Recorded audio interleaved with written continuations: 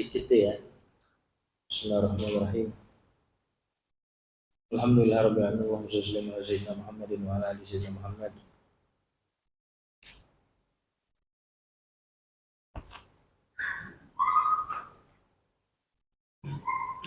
Itu ta'alum wa ta'lim wa tadhakkur wa tadhkir wa nafal wa ifada wa istifada wa hatta wa tamasuk bi kitabillah wa sunnati rasulillah wa ala huda wa dalalan ala al-khair iqtira'a wa bihillah wa tabi'a subhanahu wa ta'ala fatahi ilmi fatahi ilmi fatahi ilmi ta'ala fatahan bariban rabbi shrah li sadri wa yassir li amri wa hlul lisani yafqahu qawli. Sempat kita ngebahas kemarin perihal hadis Nabi SAW yang berbunyi al-fajirur rajih rahmatullahi ta'ala aqrabu ilallahi ta'ala minal abidil mu'minin.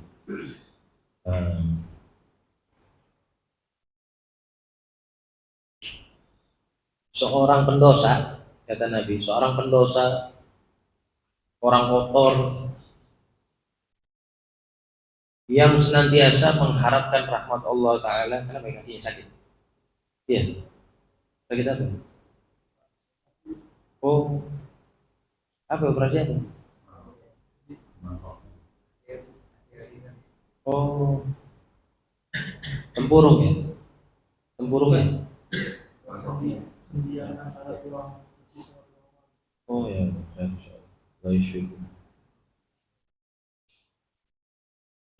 orang yang berdosa, orang kotor, pendosa, dahsyat banget kan tuh. Yang senantiasa mengharapkan rahmatnya Allah Ta'ala itu lebih dekat, kedudukannya itu lebih istimewa di sisi Allah Ta'ala, melebihi dari hamba ahli ibadah tapi yang putus asa daripada rahmat Allah Ta'ala. Sampai kemarin sempat juga dijelasin ada riwayat ya, bahwasanya ada seseorang di zaman terdahulu karena yajtahidu fil ibadah. Ini orang sangat bersungguh-sungguh di dalam ibadah. Ibadahnya top-topan. Wa yushaddidu ala nafsihi wa yuqnitun nasa min rahmatillah. Sangat keras terhadap dirinya, memberatkan dirinya, sangat memberatkan dirinya. Sehingga dari model sikapnya dia yang seperti itu membuat orang yang melihatnya berputus asa daripada rahmat Allah. Orang yang kayak gini aja belum dijamin masuk surga, apalagi saya nih gitu. Akhirnya orang mikir kayak gitu tuh.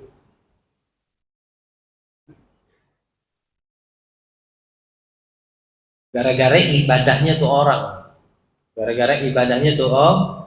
orang. Kemudian ini orang meninggal. Waktu mati, ngadep sama Allah Ta'ala, ya, disidang sama Allah Ta'ala dengan pedenya ini hamba nanya ke Allah, ya Rabb mali indak. Apa yang engkau telah siapkan untukku ya Allah ya Rabb? Kata Allah Ta'ala, an-nar. Oh tenang, aku siapkan neraka buat kamu. Kaget ini hamba. Ya Rabbi, fa'ina ibadati wa ijtihadi, kata ini orang. Lantas kemana ibadahku, usahaku, perjuanganku di dalam menjaga diri, di dalam beribadah kepada kamu ya Allah ya Rabb? Apa jawab Allah Ta'ala? Innaka kunta tuqnitun nasa min rahmati fid dunya. Dulu engkau ini waktu di dunia suka membuat hambaku, dan gak sedikit hambaku ini yang putus asa daripada rahmatku gara-gara ulahnya kamu itu di dalam beribadah kepadaku, kata Allah. Tata cara kamu itu di dalam beribadah kepadaku itu udah sangat seringkali membuat banyak hambaku putus asa daripada rahmatku. Padahal pakai ibadah loh. Umurnya pakai ibadah.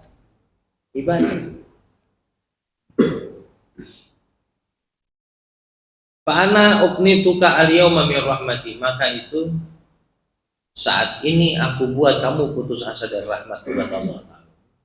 Ini nanti orang ahli ibadah malah masuk neraka. Ente mau ibadah, kalau mau banyak ibadah, rahasiakan ibadah. Yang lebih hebat lagi di zaman sekarang, kalau ini orang nggak ngurusin orang lain, nggak ngejudge orang lain, nggak memvonis orang lain, nggak ngancem-ngancem orang lain, fokus dengan ibadahnya saja kepada Allah Ta'ala. Kalau orang sekarang beda lagi, ibadah nggak seberapa, ngancemnya kuat, urusan dirinya dia aja nggak kelar-kelar sama Allah Ta'ala, belum selesai sama Allah Ta'ala. Saya nggak terlalu simpatik sama orang-orang kayak gitu.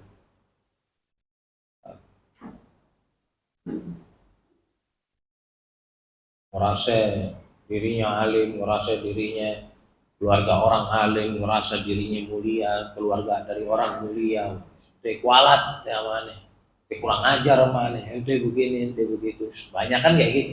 Ibadahnya aja nggak beres, nggak beres. Noto hatinya aja nggak beres, nata hatinya aja nggak beres. Ngancem orang, ngumpain orang, kerjaannya kayak begitu.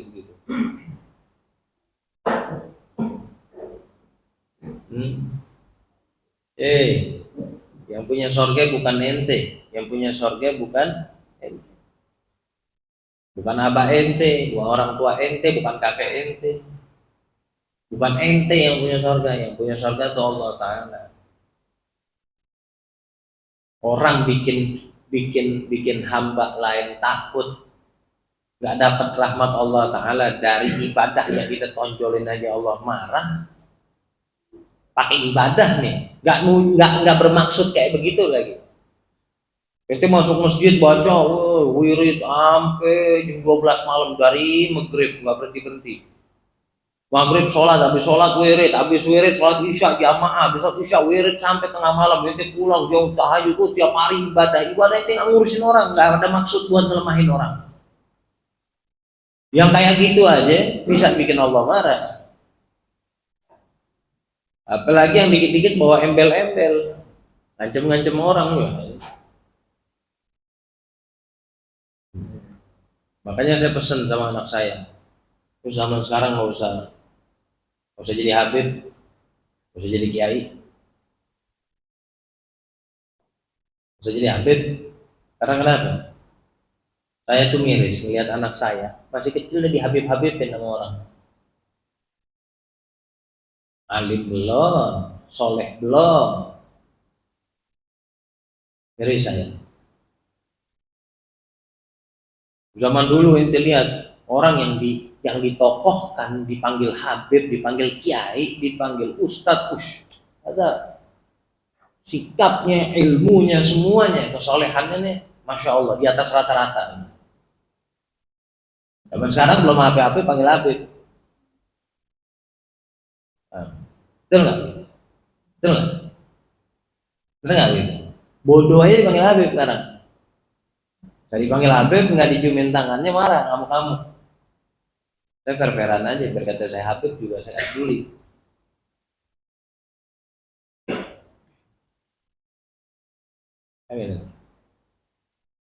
Terus jadi apa lihat kata anak-anak? Jadi nabi.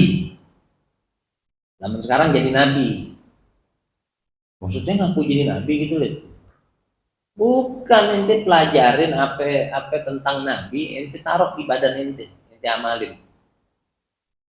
Ente tunjukin ke orang. Akhlak ente yang kayak akhlaknya nabi. Jangan besok ente cuma bisa ngaku aneh cucu nabi, kelakuan ente bejat, tapi kelakuan ente nggak mencerminkan keturunan nabi. Bikin malu ente. Tuh lihat sekarang kayak gitu, nggak takut anak-anak kayak gitu. Bergaul, paling kualat lo, lah. Nabi ngitnya nggak pernah begitu. Pernah lihat Nabi nyumpain orang? Kualat ente, diludahin orang kafir, lagi sholat dituangin isi perut, ditumpahin isi perut ontak, bayangin isi perut ontak ditimpahin ke Nabi lagi sujud.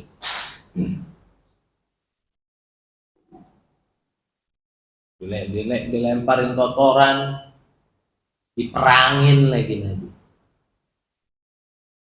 Walah, Nabi nggak pernah nakut-nakutin kayak begitu. Mau lihat siapa lagi? Mau lihat cucunya Sayyidina Hasan wal Husain, Al-Imam Ali Zainul Abidin. Diludahin sama orang, dites, diuji, diludahin mukanya sama orang Islam. Bisa. Kata yang ludahin ini nggak marah. Kata Nabi, busokul mukmin dawa. Ludahnya orang yang beriman sama Allah itu obat. Nggak ada alasan buat marah, kata Sayyidina Ali. Saya kasih tahu ini barometer.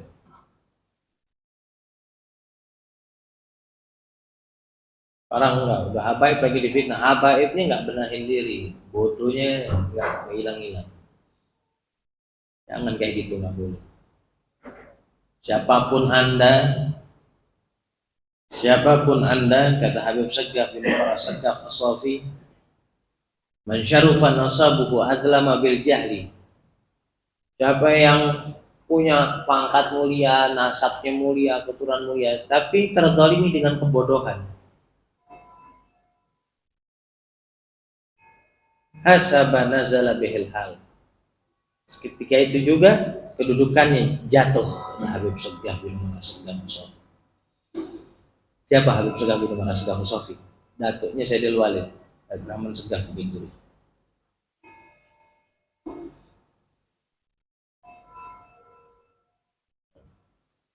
Datuknya Habib Abdul Qadir bin Ahmad As-Segaf Jeddah. Itu mau bawa apa? Ustaz. Ini anak ustaz, bukan ustaz ini. Anak-anak kiai. Ini anak kiai, bukan kiai. Benahin akhlak ente, kalau ente mau dihormatin orang, benahin akhlak ente. Jangan sampai nanti Allah marah. Wah, gue disumpahin, gue takut. Lu berhasil bikin orang takut, gak dapat rahmat Allah. Lu berhasil nakut-nakutin orang. Jangan akan ketibanan balaknya Allah karena kurang ajar sama ente. Kalau kualat, gak perlu disumpahin. Kata Allah Ta'ala, hal jazaul ihsan ilal ihsan. Balasan buat kebaikan lagi. Sebaliknya, balasan untuk ketidakbaikan lagi. Ente ngelakuin hal nggak baik, ente bakal dibalas dengan ketidakbaikan. Tapi ini orang kurang ajar, Beb. Ini orang begini. Ente di depan kaca, ente lihat diri ente kayak gini. Pantas nggak ente dihargai sama orang? Dia bilang kayak gitu. Kalau orang dulu bikin orang putus asa dari rahmat Allah dengan ibadahnya, bisa dengan ibadahnya. Makanya Rasulullah itu merahasiakan ibadahnya beliau itu. Banyak yang dirahasiakan dalam artian Rasulullah ngerjainnya itu nggak depan umum. Itu riwayat Rasulullah kalau malam sholat sekian rakaat terus sampai kakinya bengkak, nangis gak berhenti, istighfar gak. Itu riwayat dari orang dalamnya. Riwayat dari orang dalamnya. Rasulullah SAW melakukan qobliyah zuhur 2 rakaat di rumah, 2 rakaat baru di masjid. Ini yang nilainya kecil-kecil aja kayak gitu. Kalau sekarang kagak, bikin orang takutan dari nggak dapat rahmat Allah, kan bikin takut orang daripada rahmatnya Allah tuh. Ya gue kualat, gue udah kurang ajar sama ini. Kan orang namanya binatang. Paham?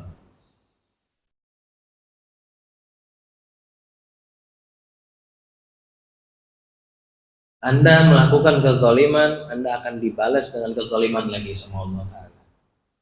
Gak di dunia, di akhirat. Itu udah janji. Gak perlu pakai disumpahin. Ente sumpahinnya diri ente sendiri.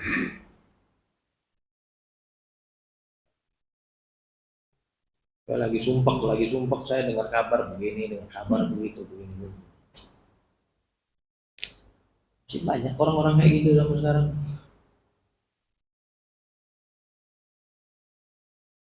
Bukan mencerdaskan umat, malah mengkerdilkan umat.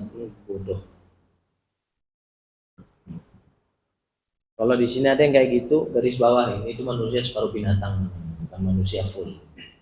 Nggak usah ditakutin kayak gitu, nggak usah dihargain. Mau anaknya siapa lagi? Wah, anak ustadz terkenal, anak ini, usah dihargain. Kalau dia orang baik, bagaimana caranya ente dituntun biar dekat sama rahmat Allah Ta'ala. Bukan dia malah menjadikan ente merasa jauh daripada rahmat Allah Ta'ala. Nah, bukan kayak gitu. Dan Sayyidil Habib Umar, tugas kita, wazifatuna, kata Sayyidil Habib Umar, tugas kita ini nyelamatin orang, nyelamatin orang, narikin orang sebanyak-banyaknya dari jurang tepi neraka. Bukan malah ngedeketin orang ke situ. Itu kata guru saya, Habib Umar.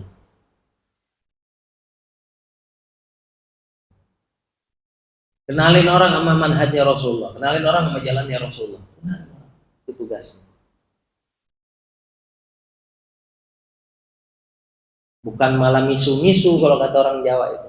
Misu-misu orang itu di apa sih bahasa Indonesia? Misu itu nimpakan. Nah, malah di iniin orang. Dibikin orang pokoknya ente bakal balak ente. Ente kurang ajar ente. Kalau nggak ada masjid udah keluar kalimat kotor yang dari mulut anda. Buat nyifatin orang kayak gitu di masjid aja. Makanya saya katakan tadi, kalau ketemu orang kayak gitu, gak usah dihargai. Ketahui orang itu setengahnya binatang, bukan manusia full. Anda dapetin saya suatu hari kayak gitu, Anda tinggalin saya. Tinggalin saya, nggak usah lagi duduk sama saya, nggak usah ambil ilmu dari saya. Karena saya di saat itu berarti udah enggak menuntut Anda untuk dekat sama rahmat Allah. Gak mengajak Anda bareng-bareng kita gapai rahmat Allah. Tapi saya sudah berusaha menjauhkan Anda daripada rahmat Allah Ta'ala. Apa? Ente biar tahuan semuanya. Jangan kasih tahu konsep ilmu. Kalau lagi baca berita-berita ini di handphone saya dari tadi lagi pegel saya melihat. Apa sih kayak gini? Si manusia dikit kualat. Yang bab-bab kayak begini akan dimanfaatin sama grup-grupnya imat gitu. Dan masih banyak. Sayang ini masih banyak. Dari orang yang ngaku dzurriyyah Nabi masih banyak, tapi yang secara nggak tahu dia sadarin atau nggak sadar saya nggak paham.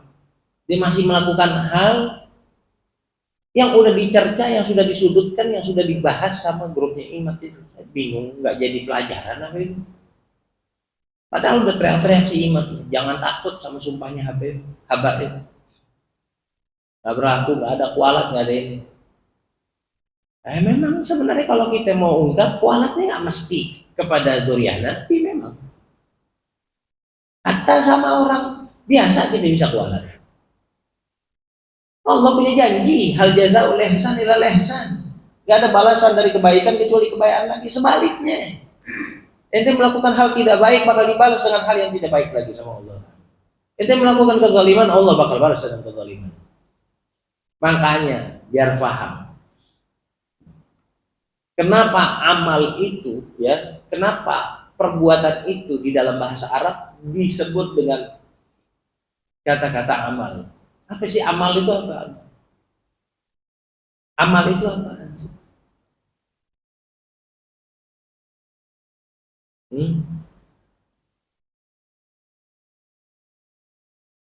Kenapa? Limadza yusammal amal? Kenapa perbuatan itu dinamai dengan amal? Li'anna fihil jaza. Karena di dalamnya terdapat balasan. Karena di dalamnya terdapat balasan, ada konsekuensinya. Minum amalan bukan, perbuatan bukan minum. Di saat Anda minum, apa yang Anda hasilkan? Hilang dahaga. Makan, perbuatan bukan, perbuatan. Di saat Anda makan, maka Anda akan menjadi kenyang setelahnya. Paham nggak? Dua semua kayak gitu, betul nggak? Anda melakukan kejahatan, Anda akan mendapatkan hasilnya.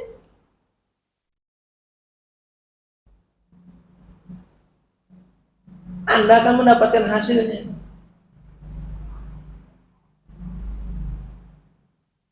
Tapi ada hadis Nabi Habib, masalah doanya zalim, orang yang terzalimi itu digobul sama Allah Ta'ala. Emang lu seberapa terzaliminnya sih? Sekarang gue tanya, lebih bagus lu doain yang baik apa yang buruk?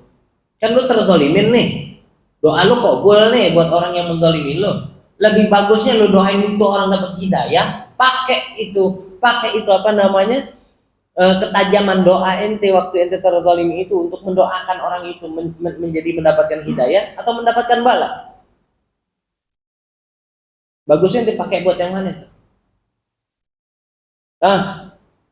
Tahu nggak? Pokoknya semaksimal mungkin kita jadi manusia, jangan sampai membuat orang itu putus asa daripada rahmat Allah, jauh daripada rahmat Allah Ta'ala. Waduh, gue udah begini, wah, gue kualat di sini. Brengsek tuh orang itu, paham? Itu orang brengsek gitu. Bodohnya orang itu. Nggak usah dijadiin panutan yang kayak gitu. Nggak ada salaf kayak gitu, nggak ada orang soleh kayak gitu tuh. Nah, nih contoh nih. Di sini diceritakan, ana rojulan mata ala ahdi Musa alaihi salam. Ada dulu di zaman Nabi Musa alaihi salam ada seseorang, ini terakhir ya. Ini ada seseorang wafat di zaman Nabi Musa alaihi salam.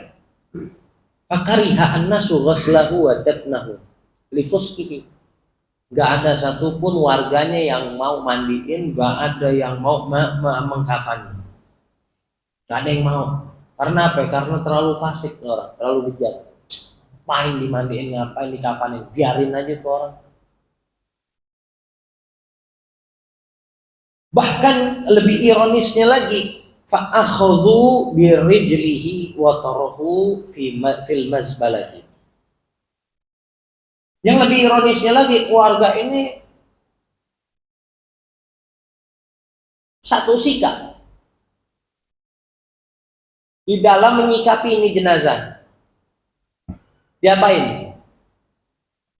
Digeser-geser pakai kaki. Kemana? Digelindingin pakai kaki, ditendang-tendang pakai kaki itu. Digiring ke tempat sampah, udah nggak usah dikubur. Bayangin ini. Bayangin. Gak ada satu warga pun yang berkenan memperlakukan jenazah tersebut dengan baik. Sadis ya? Sadis ya? Fa'auhallahu ta'ala ila Musa alaihi salam. Maka seketika itu Allah Ta'ala menurunkan wahyu kepada Nabi Musa alaihi salam. Turun wahyu ke Nabi Musa alaihi salam. Allah Ta'ala berfirman kepada Nabi Musa, ya Musa, mata rajulun fi mahlati fulanin fil mazbalati.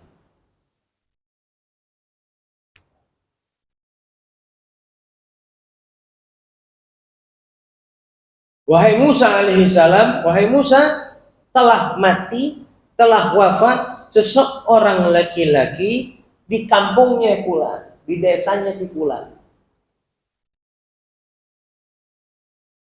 Dan jenazahnya diletakkan di tempat pembuangan sampah. Apa kata Allah? Wa huwa waliyun min auliyai. Dan sesungguhnya itu orang yang wafat adalah wali dari wali-waliku, kata Allah Ta'ala. Ternyata wali. Ternyata wali. Padahal hidupnya penuh dengan kefasikan. Hidupnya penuh dengan kebejatan, kefasikan.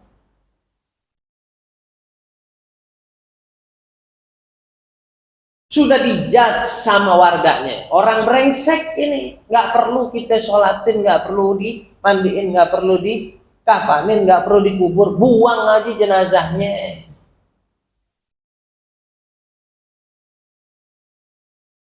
Apa yang terjadi? Allah mewahyukan kepada Nabi Musa alaihissalam untuk datangin ke jenazah di desanya Fulan, ada di tempat sampah.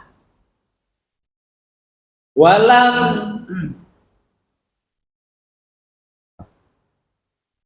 walam yughassiluhu walam yukaffinuhu walam yudaffinuhu. Gak ada yang mau mandiin, gak ada yang mau ngafanin, gak ada yang mau memakamin. Fadhhab anta fagsilhu wa kafinhu wa sholli alaih wa dafinhu, kata Allah. Maka sekarang berangkat kamu Musa, cari jenazah tersebut, ambil, kemudian dimandiin, dikafanin, sholatin, makamin, kata Allah Ta'ala.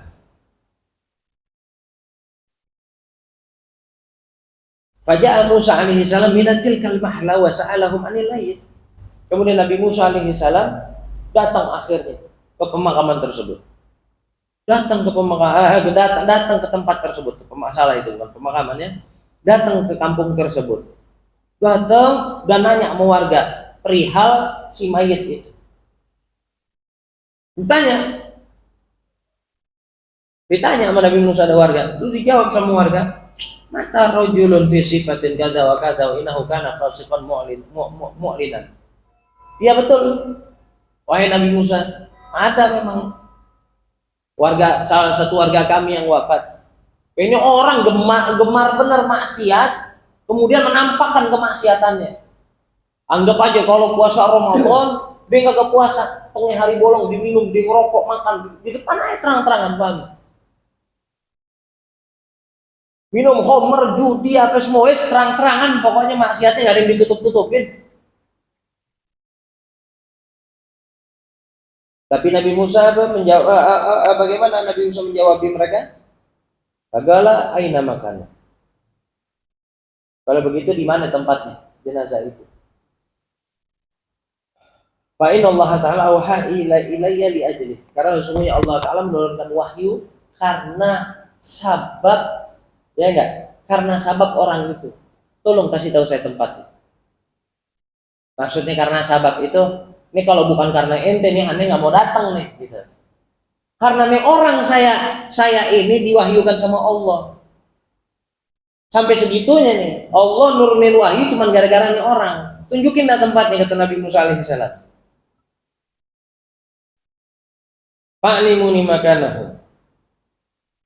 Fadhahabu falamma ra'ahu Musa alaihi salam matruhan fil mazbalati wa akhbarahu an-nasu an su'i af'alihi naja Musa rabbahu. Akhirnya jalan Nabi Musa nyamperin, ada benar tuh jenazah di tempat sampah, di tempat pembuangan sampah.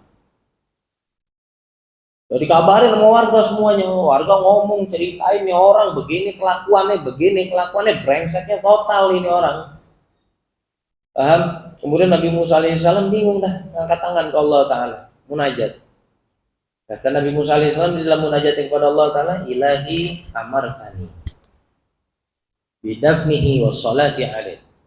Wahai Tuhanku, engkau memerintahkanku untuk memakami dia, mensolati dia, wa qaumuhu yashhaduna alaihi syarran. Sedangkan kaumnya ini bersaksi atas orang tersebut di hadapanku dengan keburukan. Tidak ada satupun warganya yang bersaksi akan kebaikan. Semua warganya ini cerita soal dia ini, beritanya jelek semua. Anta alamu minhum bisana wa taqbih. Dan sesungguhnya engkau ini ya Allah yang maha mengetahui daripada mereka ini ya Allah ya Rabb. Akan terpujinya nih hamba si mayit atau keburukannya ya Allah. Apa kata Allah Ta'ala? Fa'auha Allah Ta'ala ilaihi ya Musa. Kemudian Allah Ta'ala mewahyukan kembali menjawab Nabi Musa alaihissalam. Allah Ta'ala bilang, saddaqa qaumuhu fima haqqau anhu min su'i af'ali. Ya Musa, apa yang dikatakan oleh kaumnya itu semua benar, nggak ada yang salah. Semua berita yang diungkapkan oleh warganya itu benar, nggak ada yang keliru. Ghayra annahu tashaffa ilayya inda wafatihi bi salatati asya'. Hanya saja sebelum wafat dia pernah meminta syafaat kepadaku, kata Allah. Meminta pertolongan kepadaku dengan 3 perkara. Dengan wasilah 3 perkara. Lau sa'ala biha minni jami'ul mudhibin min khalqi la'ataituhu. Yang kalau seandainya 3 perkara ini dipakai sama seluruh hamba-hambaku yang pendosa untuk meminta ampunanku, untuk meminta syafaatku, maka aku akan berikan, kata Allah Ta'ala. Dia pakai 3 pamungkas, kata Allah Ta'ala. Yang 3 pamungkas ini jangan dia, andaikan semua hamba-hambaku yang pendosa memohon syafaat kepadaku, meminta pertolongan kepadaku, meminta ampunan kepadaku, dengan 3 pamungkas ini saya bakal kasih, kata Allah Ta'ala. Pakai falarhamku. Bagaimana mungkin saya aku nggak merahmati dia? Bagaimana mungkin aku nggak mengasihi menyayangi dia, kata Allah Ta'ala. Wa qad sa'ala nafsuhu wa ana arhamur rahimin. Dirinya meminta langsung kepadaku, kepada aku yang Maha Rahman, yang Maha Rahim, kata Allah Ta'ala. Qala Musa ya Rabbi ma khalaka. Akhir Nabi Musa kaget. Ya Rabb, 3 pamungkas itu apa ya Allah? Kata Nabi Musa, apa 3 pamungkas itu? Dan taruh di kaki, dia buka hadis itu. 3 perkara itu apa ya Allah? Dijawab, lama danat wafatuhu, waktu ajalnya sudah mendekat. Qala, dia berkata di dalam munajatnya, ya Rabbi anta ta'lamu minni. Wahai Allah, Engkau Maha mengetahui dari apa yang ada di dalam diriku ini, ya Allah. Inni kuntu artaqibul ma'asiyah wa kuntu akrahul maksiyah. Memang dulu ini saya pendosa, Engkau Maha mengetahuinya, ya Allah. Aku ini memang pendosa, ya Allah, tapi aku sangat benci dengan kemaksiatan, ya Allah. Bayangin tuh.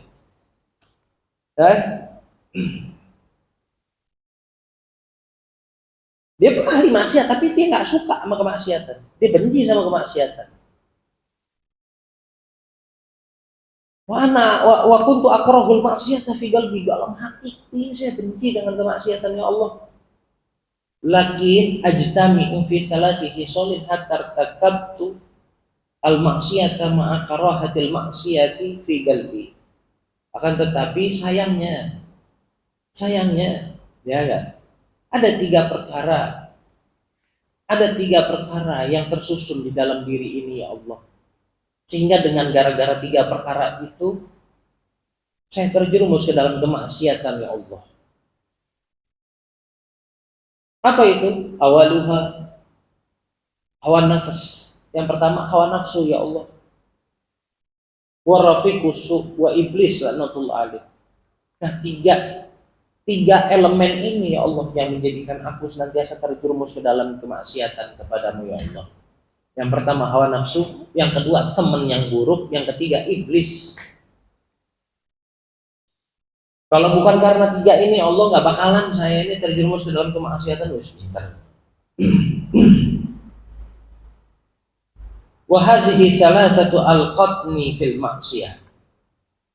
3 elemen ini, 3 poin ini, ya Allah, yang menjadikan aku bermaksiat kepadamu. Fa innaka ta'lamu minni ma aqulu faghfirli. Ya Allah, ya Rabb, sesungguhnya Engkau Maha mengetahui dari apa yang aku ucapkan ini, ya Allah, maka ampunilah aku. Maksudnya kebenaran dari apa yang aku ucapkan. Ya Allah, sesungguhnya Engkau ini Maha mengetahui dari kebenaran yang aku ucapkan ini, maka berikanlah ampunan kepadaku. Itu yang pertama. Yang kedua, ya Rabbi innaka ta'lam bi anna irtakabtul ma'asi wa kana magami ma'al fisqah.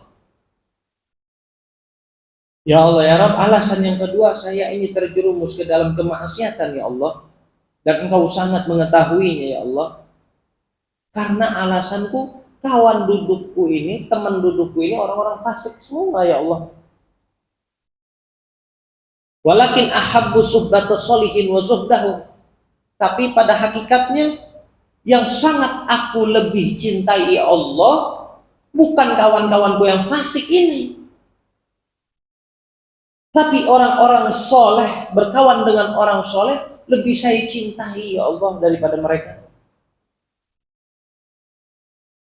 Wal maqamu ma'ahum kan ahabbu ilayya minal fasikin. Dan duduk-duduk bersama orang soleh itu lebih saya sukai, lebih saya cintai daripada duduk kumpulan orang-orang fasik ya Allah. Itu yang kedua. Yang ketiga, Ilahi innaka ta'lamu minni anna salihina kanu ahabbu ilayya minal fasiqin.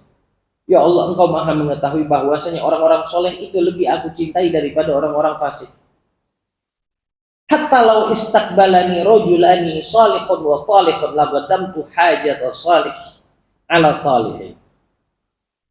Jadi sehingga sekiranya aku ini dihadapkan dengan dua orang, dijumpai oleh dua orang, yang satu orang soleh, yang satu orang nggak soleh, orang fasik, dan kemudian dua-duanya punya hajat kepadaku, minta bantuan kepadaku, sesungguhnya aku akan mendahulukan hajatnya orang yang soleh daripada yang nggak soleh ya Allah.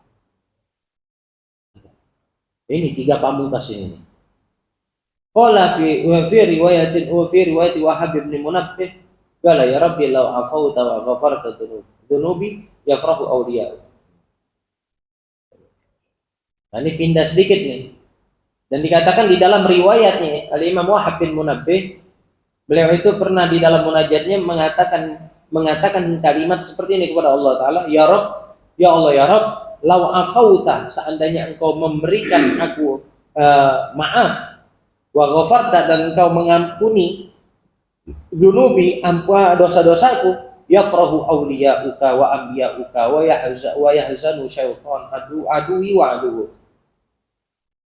Seandainya engkau memaafkanku, mengampuni dosa-dosaku ya Allah, maka para aulia-auliamu, para wali-walimu, para nabi-nabimu, para wali-walimu ya Allah akan bahagia. Dan para syaitan, yang mana syaitan itu adalah musuhku dan musuhmu, akan menjadi sedih ya Allah kalau engkau memberikan maaf dan ampunan kepadaku. Walau azabtani bidunubi, tapi kalau engkau mengazabku ya Allah dengan dosa-dosaku, akan terjadi sebaliknya. Yafrahu syaitan wa a'wanuhu. Para syaitan dan kawan-kawan ini akan menjadi bahagia. Akan menjadi bahagia. Wa yahzanu al-anbiya wal awliya. Para nabi dan para wali-wali akan menjadi sedih ya Allah karena engkau mengazabku. Wa inni a'lamu anna farhal awliya'i ilaika ahabbu min farhi syaitan wa min farhi syaitani wa wanihi faghfirli. Dan aku ini sesungguhnya mengetahui kebahagiaan para nabi-nabimu, para wali-walimu itu lebih engkau cintai, lebih engkau sukai daripada kebahagiaan si syaitan dan kawan-kawan ya Allah. Maka dari itu ampunilah aku. Wis, keren. Allahumma innaka ta'lamu minni ma aqulu farhamni. Ya Allah ya Rabb, engkau ini maha mengetahui dari apa yang aku ucapkan, maka rahmatilah aku, kasihi sayangilah aku, wa tajawaz anni, dan ampunilah aku ya Allah. Kalau Allah Ta'ala farahimtuhu wa ghafartu lahu wa tajawaztu anhu. Karena yang tadi ya Musa, karena dia bermunajat dengan kesadaran dirinya, dengan kesungguhan, dengan kejujurannya dia ya Musa, maka aku maafkan, aku ampuni dosa-dosanya dia. Fa ini raufun rahimun khosotan liman aqarra bidzambi baina yadayhi. Sesungguhnya aku ini maha rauf, maha lembut, maha baik, maha rahim, maha mengasihi, menyayangi. Khosotan terlebih liman aqarra bidzambi baina yadayhi. Terlebih khusus kepada mereka yang berani mengakui, membuat sebuah pengakuan akan dosa-dosanya dia di hadapanku. Karena alasan ini, sebelum wafat dia mengakui dosa-dosanya dia. Dengan gagah, dengan gentleman diakuin dosanya di kepada Allah, diminta maaf. Oh, ini Allah suka. Allah cintai banget yang kayak begini. Wa hadza aqara bidzambi faghfartu lahu wa tajawaztu anhu ya Musa. Nah, ini orang melakukan hal seperti itu ya Musa, maka itu aku ampuni dia. Aku maafkan dia. Ya Musa, if'al ma amartuka. Ya Musa, nggak usah pakai banyak nanya lagi. Laksanakan apa yang aku perintah kepada kamu untuk memandikan, mengkafani, menyolati orang tersebut. Fa inni aghfiru bi hurmatihi liman shalla ala janazatihi wa hadara dafnihi. Dan kabarin kepada warganya, aku pun akan memberikan ampunan, aku akan mengampuni siapapun orangnya yang ikut mensolati dan hadir pemakamannya. Jadi bayangin, yang orang bejat aja, bejat. Kita nggak tahu akhir hayatnya kayak gimana, kita nggak tahu. Paham? Ini kagak bejat di depan mata kita, dikualat-kualatin, disumpah-sumpahin. Ya Allah ya Rabbi syahadat.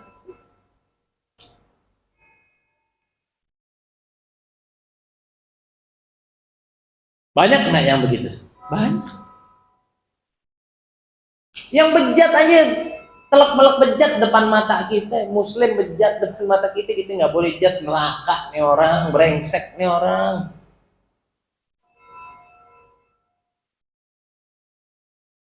Hati tuh lidah mesti dijaga, ente mau? Ente lagi duduk santai, ngopi, baca koran atau baca WhatsApp, lagi asyik-asyik kan? Tapi duduknya ente dapat dosa bunuh orang.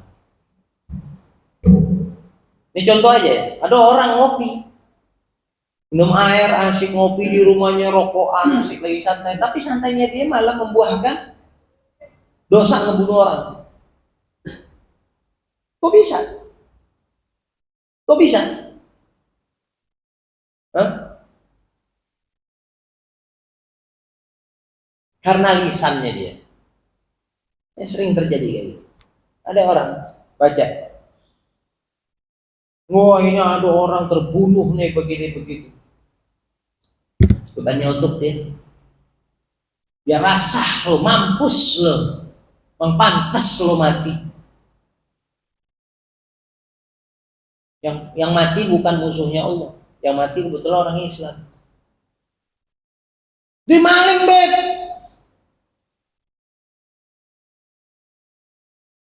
Iya dimaling. Kalau dikaya dia nggak maling. Dia nggak pernah tahu, mungkin anak bininya di rumah lagi nungguin dia pulang bawa rezeki, pulang bawa duit. Biar mampus kalian. Dia nyumbang. Badan ente diam di sini. Omongan ente mewakili apa yang ada di hati ente. Catat ente. Ente dicatat telah mengamalkan apa, sebuah amalan membunuh orang. Nggak ngapa-ngapain.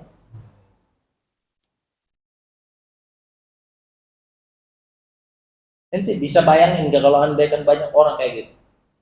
Biar kualat, gak dapat syafaat Nabi besok ente. Siapa ente? Yang pertama ente dicatat sama Allah sudah membinasakan orang dengan doanya ente, dengan mulut ente. Yang kedua, ente berdosa. Seakan-akan ente atur Nabi mesti nggak ngasih syafaat ke orang gara-gara lewat ente. Emang siapa ente? Nabi mesti nurut.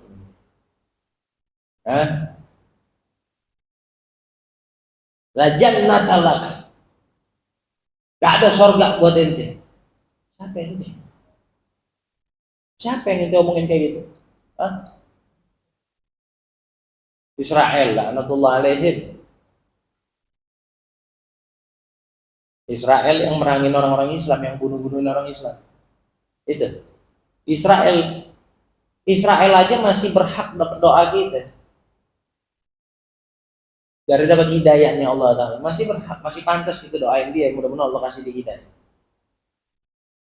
Nanti nyumpahin siapa? Hah? Sumpahin siapa? Man yashhad an la ilaha illallah wa anna muhammadan rasulullah. Itu yang itu sumpahin orang yang syahadat kepada Allah, syahadat kepada Nabi. Yang itu sial-sialin tuh sialan-sialan, bangkek-bangkek, brengsek-brengsek, masuk ke ilmu neraka. Yang itu siapa? Siapa?